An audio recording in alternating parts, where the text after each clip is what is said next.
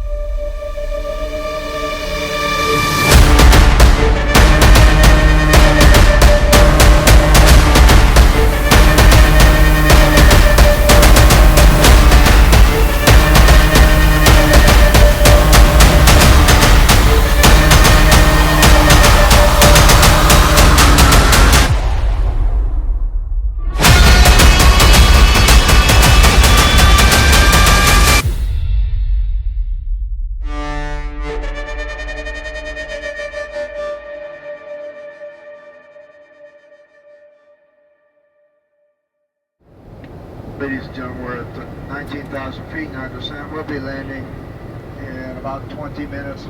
Right now it is 59 degrees. There is an overcast at 3,000 feet. The winds are out of the northwest at 10 knots.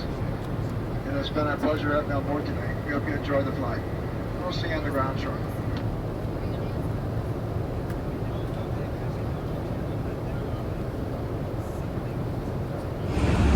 Well, we finally landed in Dallas, so now from Dallas we're going to pick up a big plane. It's a double-decker plane, and we're going to take that one to Sydney, Australia, and then from Sydney, Australia, we're going to drop down to the South Island, New Zealand, and then we'll be ready to hunt. So, the next flight's 17 hours. It's going to be a long one.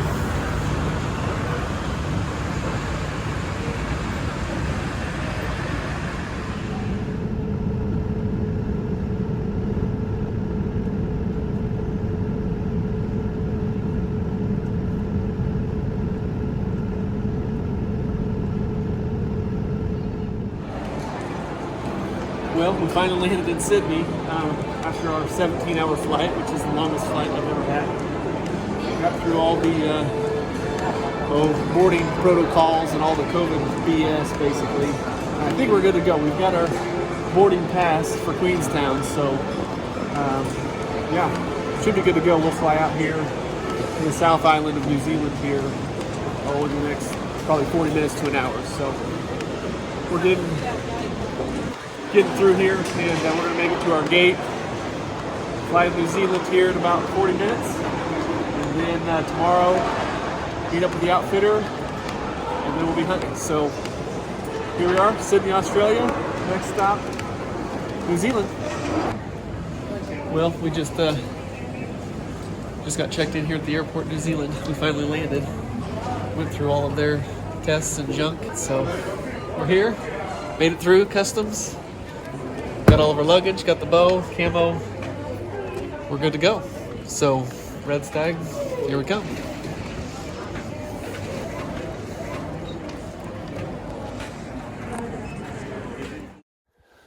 Well, it's day one here of our Red Stag hunt. We flew in yesterday and then stayed at a hotel last night. Then Sean picked us up this morning. And we just kind of grabbed some food on the go for lunch. Got to the lodge here, probably around 11:30 noonish, and got everything ready to go. Shot my bow a few times, made sure it was dialed in. Now here we are in the mountains, and it's absolutely beautiful country. And we've got, I think we've got 5 or 6 different red stag right now, right in front of us that we're glassing. Just take a look, see if they're in a place where we can hunt them, and if there's something we even want to go after right now. So we're hunting a magical animal in a magical place. Pretty excited to be here. So we're just kind of soaking it up right now and putting the glass on these hills and see if we can find something to go after.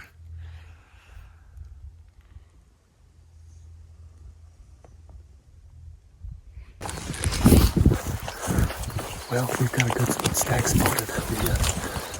We've been glassing these stags here this afternoon, and we've probably seen 12 different stags. And we've got a good one, so we're huffing over to him right now. He's probably right at 600 yards away. On the other side of this big canyon here, there's the big canyon, but there's 2 of them together, and one of them's a freaking stud. So we picked up this body and scope, and now we're huffing over there to him. Let's see if we try to maybe get this done on Thursday evening. We're about 150 yards out.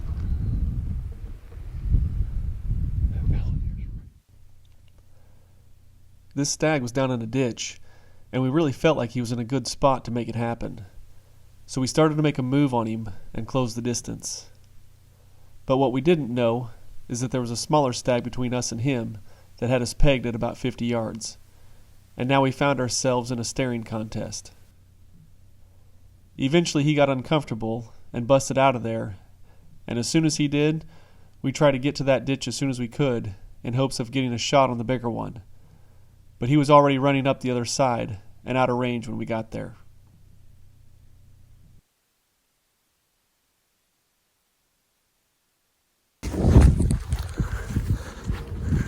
Well, stock number 1 was unsuccessful. So we're gonna regroup. We still got enough daylight for potentially 1 more stock, so we're gonna come back up and up here, start glassing again, and maybe get lucky enough to get another stock in before the sun goes down. So we're gonna go to a glassing point there, see what we can see.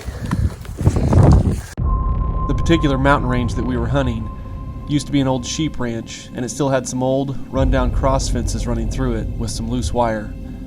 And unfortunately for this fallow deer, he'd gotten his antlers stuck in the fence and didn't appear to be making any progress at all. In fact, the harder he tried, the worse things got for him. Looking out for the safety of his clients, Sean decided to wrestle this animal down by himself and put his own life at risk in the effort to save the animal. Meanwhile, I found myself in a mad dash against time to try to cut out as much wire as possible to cut this animal loose.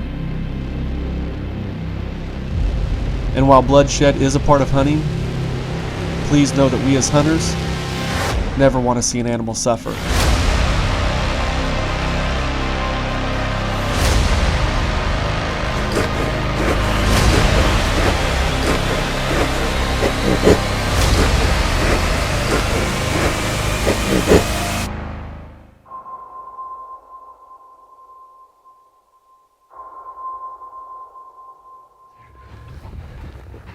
Good.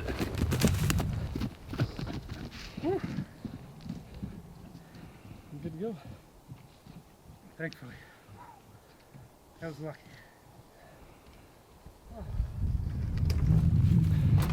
Well, day number 1 and it's already been a rush. So we actually came over this hill here, just working our way back this evening. You can see the sun's going down. Working our way back over this hill, we actually ran up on a couple stags and put the spot and stock on them, and then on our way back we actually ended up hearing some thrashing in this fence, and sure enough we saw that fallow deer stuck in this fence. And I'm after fallow deer. I just want a little more of a fair chase than that, I guess. So Sean ran back to the back, got his backpack and got some pliers out of his pack, and then ran back here. We just held tight and just watched this fallow deer. And he got the pliers, ran back here, and You can see we just got him out. I don't care who you are, I don't want to see an animal suffer, so it's definitely the right thing to do. We're gonna get this fence tidied up here and prevent any more animals getting stuck in this fence. So that's day one.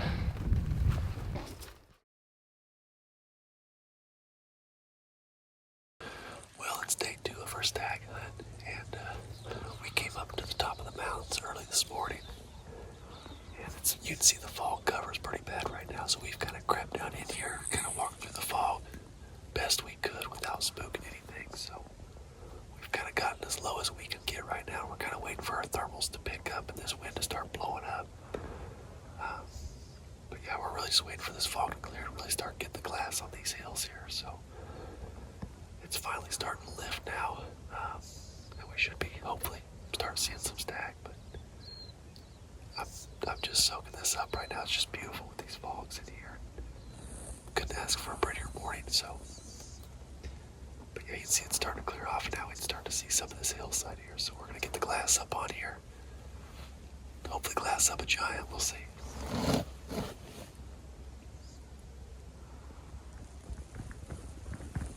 You know that one up to the left we saw earlier? Right, yeah.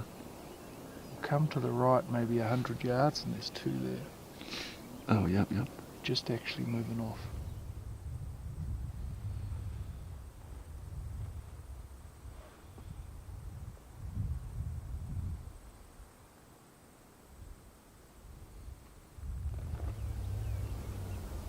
And it looks like there's a stag on the hill behind them. Oh, feeding away. Directly away from them, can you see him? Yeah, feeding away. Yeah? Yeah. Smaller. Yeah, he's a little smaller. These 2 we should probably get a closer look.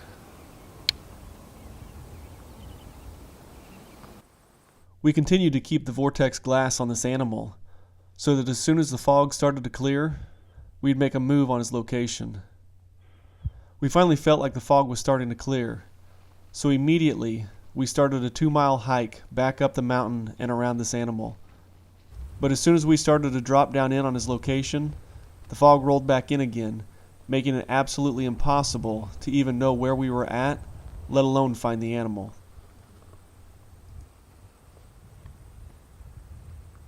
Well, we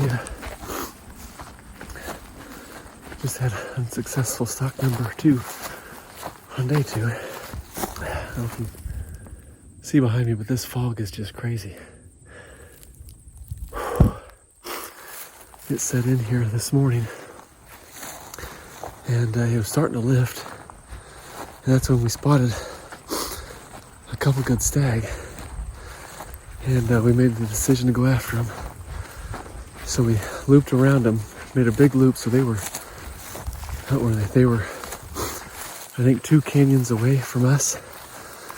So we hiked back up the mountain, made a big circle all the way around them, dropped down into where we thought they were.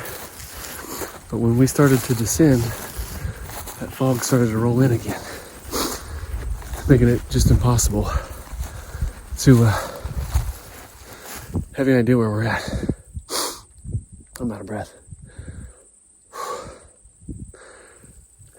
So we think we were in the area of where they were, but who knows? Because that fog sets in and it just messes with you. There's no landmarks or anything to look at to try to give you a perspective of where you're at exactly. Definitely getting my butt whooped right now on day 2. Especially when you put that much time into one stock.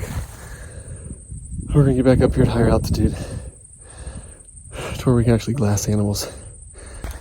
And I don't know, see if we can make something happen. It's only day 2, so I'm not defeated yet, but man, a stock like that just kicks you right in the teeth. So we're gonna keep plugging away. Well, we had a storm blow in late last night, and it's been windier than hell up and through even early morning this morning. We woke up this morning, and it was blowing way worse than it is now. I don't know if you can see how bad it's blowing right now, but it was probably blowing twice that this morning. So we opted just to stay in the lodge. We can actually see the front side of these mountains from the lodge. So we woke woke up this morning. We just stayed there at the lodge and we were glassing this whole mountainside. And we glassed up 4 decent stag. And they're actually right up here. Sean's got his spot and scope on them right now just to see which one we might want to go after. Like I said, it's windier than hell. I don't know how it's going to be as far as holding the bow, and I don't know how it's going to work as far as blowing the arrow. We're probably within 200 yards of them right now. So we're going to try to creep up here, hopefully get down in this little canyon, this little ditch that they're in, and maybe the wind will die down in there. And maybe we can make something happen. I don't know. Well, we've crawled within 60 yards of 2 stag. Now again, this wind is blowing like crazy, so I don't know if I want to shoot at 60 yards or not. But this is as close as we've ever been, so I'm getting pretty amped up right now. I can definitely shoot at 60 yards, but I don't know if I want to shoot at 60 yards with this wind. One, it's going to be hard to hold steady, but another thing is you got to worry about that wind blowing that arrow. So I don't know. We're gonna hang tight here for a little bit, see how this plays out. We're at least in the chips right now, so it's gonna be fun. We'll see how this pans out.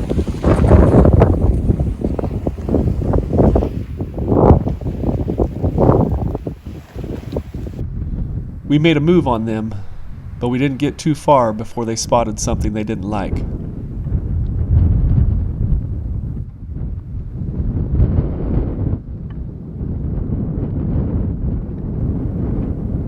We went on to battle the wind the entire day without any luck. Until later in the evening, we finally spotted a couple good ones and decided to make a move on them. We managed to get within 70 yards of a couple good ones, but we reached a spot where we had very limited cover between us and them. So we made the decision to hunker down to wait and see what they'd do.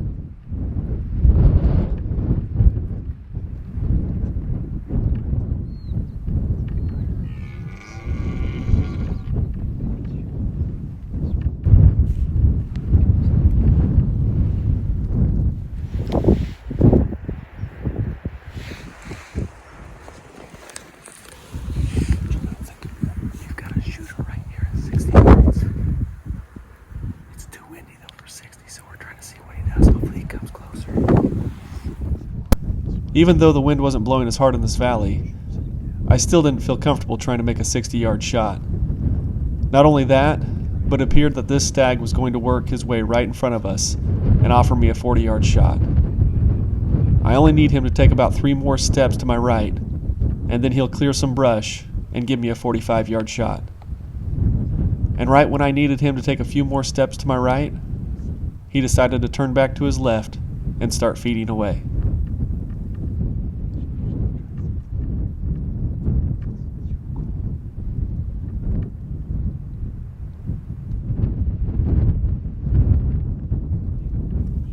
They had no clue we were there, so we continued to just be patient, thinking that maybe they'll feed their way back again and give us a shot.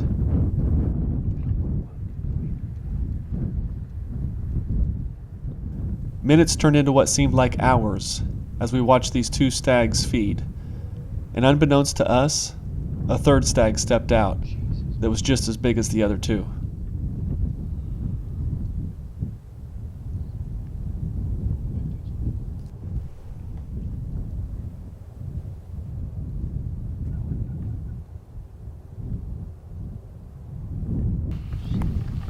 We still don't know what happened, but eventually they figured out something wasn't quite right, and they busted out of there.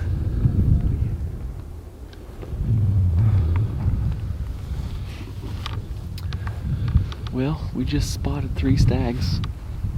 How long ago do you think that was? 2 hours ago? Hour ago? Yeah.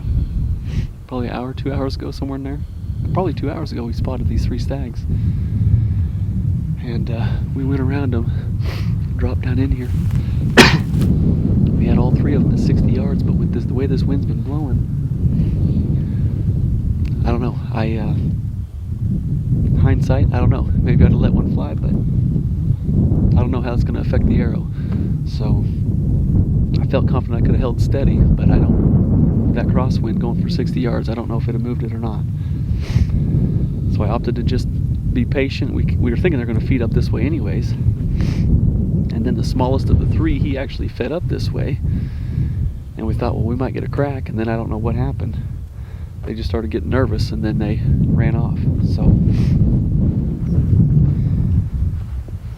we may have time for maybe another stock here if we get something quick, but that's probably going to wrap up the evening of day 3, I'm guessing. But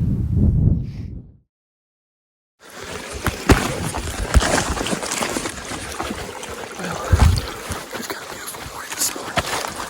It rained early, but the rain's let off.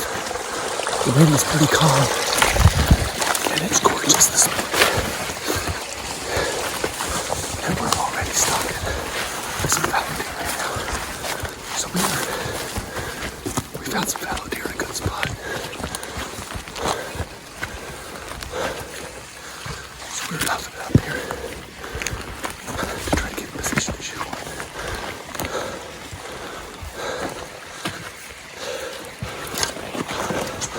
Obviously I came here for a red stag. But I'll take whatever I can get at this point. We'll see.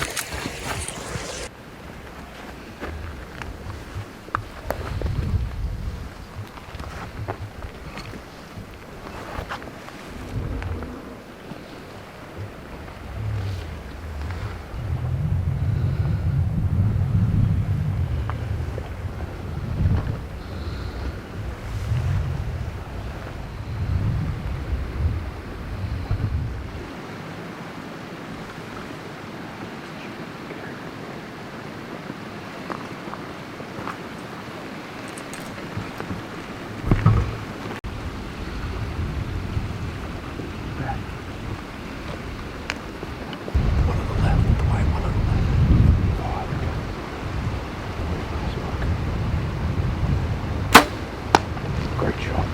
Great shot.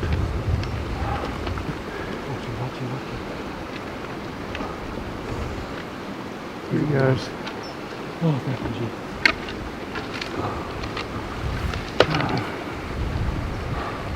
Great shot.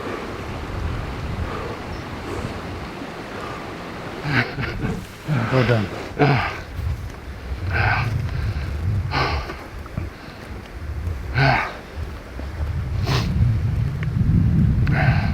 I usually don't get that emotional, but I'm kind of emotional right now. I don't know why. Oh.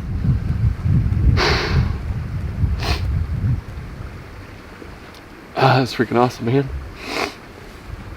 Ah. Oh. You're patient and you keep going, you'll get the opportunity. Oh yeah, yeah.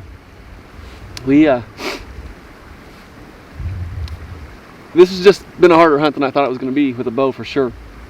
And yesterday was rough. I wasn't completely down, but I'll be honest, if I didn't have my doubts. And you know, we're obviously here for a red stag. That's priority. But right now I'm just an opportunist and I'll take what I can get. And we saw these 4 fallow deer up here and we made a stalk on them. We got within 45 yards of a beautiful one. I don't know, they all look about the same size, but this was definitely the color phase I wanted. He is just a gorgeous fallow deer. And Sean put a range on him, said he's at 45. I drew back and there he is laying there in the ditch. This is just a beautiful place with some beautiful animals, and I'm just extremely blessed to be here, and I'm tickled to death right now. Golly. Sean, thank you so much. Seriously. You're welcome, man. Seriously, man. This has been fun. Just gotta keep the faith. Oh yeah. He's pretty. He's a good one. Now let's check go him get out.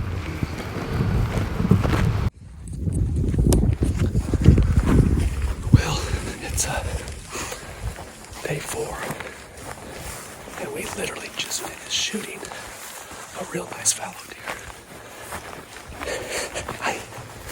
beside myself right now. Last night I told the wife to pray for less wind and clear skies. And that's exactly what we've got today. We came out here this morning and literally, so we saw some fallow deer right away. And we got on them immediately. And the first stalk we had was successful. We just finished cutting him up. And I got him in a safe spot. They don't have any predators out here, so he's going to be fine. The meat's going to be fine. We're getting towards the tail end of our hunt, so we left him, and now we're in pursuit. There's at least 3 stags up here. We think one of them might be a shooter, so we're going to ease up here and get a better look. And we might just tag out on both animals in the same day within an hour apart. So we couldn't afford to waste any time. We knew the forecast for the next few days wasn't looking good, so we snapped a couple of pictures of the fallow deer, gutted them out, and immediately found ourselves in pursuit of some more red stag. But as luck would have it, they never offered us a shot. We knew the weather was going to take a turn for the worst, as there was rain in the forecast, and eventually that rain was going to turn to snow, making it almost impossible to spot and stalk these animals. So I was starting to feel the pressure to have to make something happen. Well, we've just spotted 3 red stag. It's been raining most of the morning. The weather's just kind of turned nasty on us. But you're kind of at the mercy of Mother Nature. You can't control the weather, so you just gotta take it as it comes. So we're gonna make the best of it. Like I said, we've got 3 red stag up here, and one of them is an absolute giant. He's a stag that I'm calling Flame. And he's definitely one that I want. He's a freaking stud. There's 2 stag that I'd really love to get. One is called Little Kickers, and another one is called Flame. And Flame is one of these 3. So we spotted them down below. Now we've got about a 2 to 3 mile hike up to try to get up around them. And hopefully this wind holds where it's at. And if it does, we should be fine. And then we're probably gonna have to slide down on our butts. It's a creep down in on them, so I don't know. We're starting to get towards the end of our hunt here. Tired, wet, cold. But you gotta keep plugging away, so we're gonna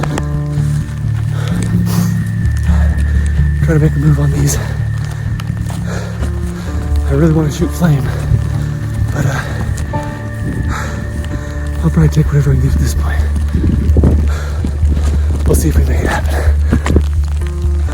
Well, we made probably a 2 mile hike up around these 3 stag that we saw. And now what we're doing is we're starting to slide down on our butts down to them. Slowly but surely, we've got a lot of thick, nasty stuff that we're going through right now. Just kind of a lot of thorny stuff. And the bushes are kind of spotty where we're at. There is kind of a big open space between us and them that we're going to have to get through. I don't know how we're going to maneuver through that yet, but we're probably at 200 yards right now. And basically it's a straight down shot right to them. And we're basically going to slide right down to the stag. So anytime they pick their heads up and look, we're going to stop and just hold still. And then when they put their heads back down feeding, we're going to start sliding again. We've got 3 of us. Sean, he's going to stay back. He's got the binos on him back behind.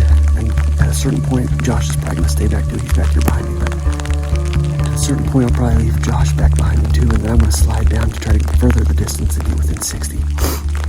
I think if I get within 60, I'll be fine. But we're all soaked to the bone. Wet, miserable. So if this doesn't pan out, there's gonna be a big kick in the nuts. So we're gonna keep sliding down. We've still got probably another, 160 yards, 140 yards or whatever, probably to close. Get within 60. And like I said, we've got a big open spot that we've got to go through, hopefully get through that. Once we get through that, we'll start to be within range, but then I've got some more brush and stuff to shoot through, so I don't know what it looks like down there. Definitely can't shoot them 200 yards away, so I've got to get closer, and like I said, there's more brush down there, but we'll see what we can make of it. Hopefully make something work out. We were in the wide open and it was just too risky. So the outfitter decided to stay back, my cameraman stayed back, and I went alone. I had a small hole to crawl through, but I knew that if I could get through that hole and crawl a few extra yards in the open without getting busted, I just might have a small window to shoot through. So I shut my camera off and continued to crawl. There was a patch of brush between me and him with a small hole to shoot through. At 64 yards with his head turned away, I figured it was now or never. All I need to do is thread the needle. And I didn't. I hit a limb. And now the chaos begins. We immediately began to haul ass down the side of a wet and slippery mountain in an effort to try to get a follow-up shot in this animal as soon as possible. As a hunter, you never want to see an animal suffer, so we're going to make every effort we can to try and expire this animal as quick as possible. I'd like to tell you that as hunters we never make bad shots, but I'd be lying if I said that. Bow hunting is a game of inches, and sometimes shit happens, so now we're doing everything we can to make it right.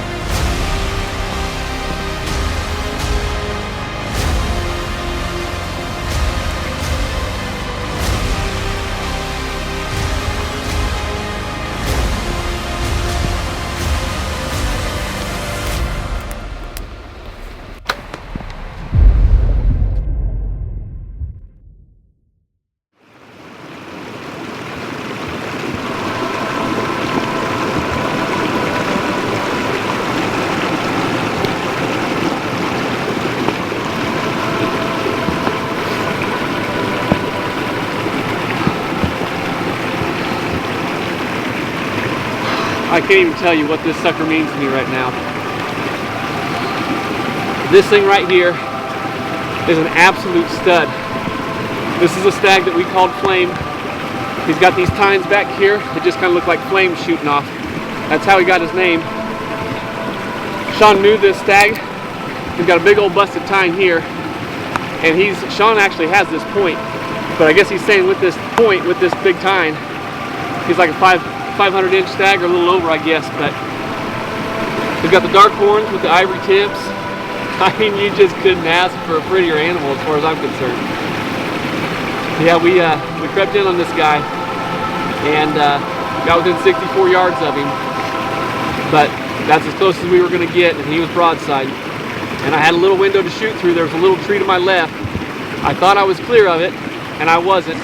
Arrow hit that tree branch. Sure enough, it carried the arrow a little bit to the right, hit him far back, and it's kind of a mess. Like I said, this isn't what you want to have happen. His guts were hanging out. We followed him. He ran down in here, going for water like they typically do. We hauled ass down in here, got in here as quick as we could. He was hurting pretty bad, and we found him down here bedded up. He actually got up, and I put a follow-up shot in him, and now he's down. I can't thank Sean Allison enough. Exclusive Adventures here in New Zealand, and he worked hard. He worked hard to take a bow hunter out here and chase these suckers around these mountains. It is not easy, I'll promise you that. And he put in the time, he bared with us, he kept his head up, he kept the morale up, and he kept putting us in them, kept putting us in them, kept putting us in positions, and we just never could get close enough, never could seal the deal. Sure enough, I knew it was going to pay off eventually, and it finally did, and I have got an absolute animal of a lifetime.